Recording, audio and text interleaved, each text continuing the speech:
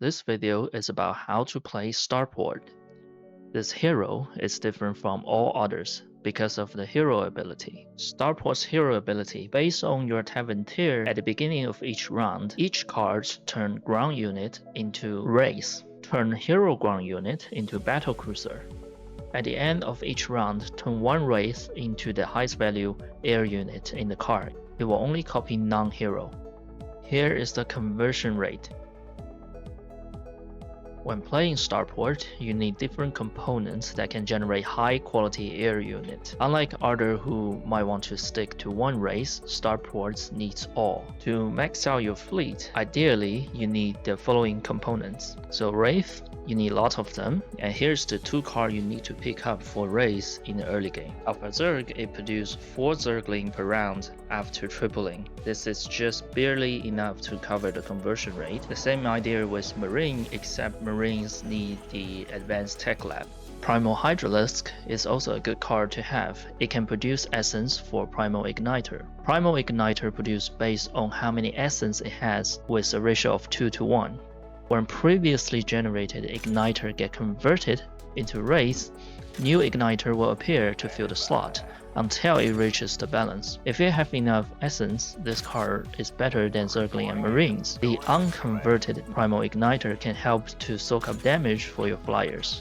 The effective way to get BCs, Dark Omen, and its production requirement will be filled because you already have Marines and Zergling and hopefully Dragoon as well. Dark Omen produces Hybrid Destroyer, a hero unit, which will get converted into BCs, and most importantly, the card itself has Void Shade. Photos Carrier. I mentioned Dragoon. You want to have it entered earlier in the game so it produces part, and once you find Golden Armada, you can sell the Dragoon into the Golden Armada, providing ground unit to be converted into Wraith and then turn into a carrier. How to produce Brute Lore. Any Zerg card that can hatch any unit into Corruptor will do it. Corruptor will convert themselves first, and the rest of the unit will follow. The value of Carrier and Brute Lore is their Interceptor and Broodlings, which will cause enemy AI to attack those worthless units, wasting their DPS. Even with recent change of StarCraft 2 itself, this phenomenon still occurs in the Tavern, because the AI won't prioritize moving in. The unit within range of Carrier and Brute Lore will attack them first. However, the unit outside of the range will still get distracted by Broodlings and Interceptors. If you have all of those, it should become a very powerful army, and also be flexible with these. Say you don't see any Portals card in one match, you can still max out with other race. Other cards like Void Ray, Destroyer, Primal Muta, Elite Viking, and Raven are also very good to counter specific enemy. And let's talk about extension pack for Starport, since that's very important. Extension pack Rakshir. This extension pack completely changes the way that you play Starport. Winds of the Death is a card that changes the whole meta. It's an alternative way to gain carrier without tier 5 cards. And you can watch my last video where I actually won with mass carrier because of this.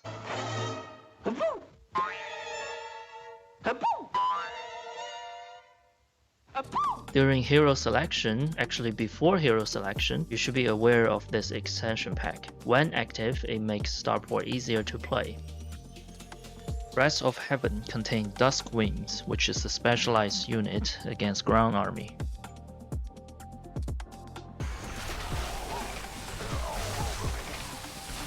Quick Start, 5 fire with fire, which is an okay card to have if you have 2 Marines already. You can add this card temporarily to boost up a little bit of production and then sell it later. Outlaw is a powerful extension pack. Secret Experiments give you hybrid for early BCs.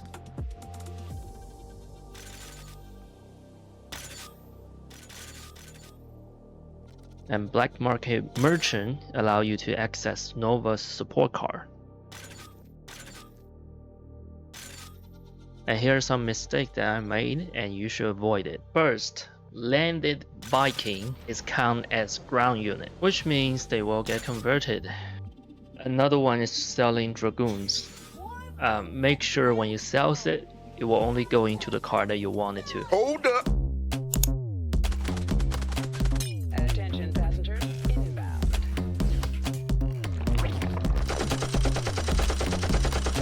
And that's how you play Hero Starport. If you're not getting all of the components, that's fine. Just make sure you have enough Wraith, and in the late game try to find BCs.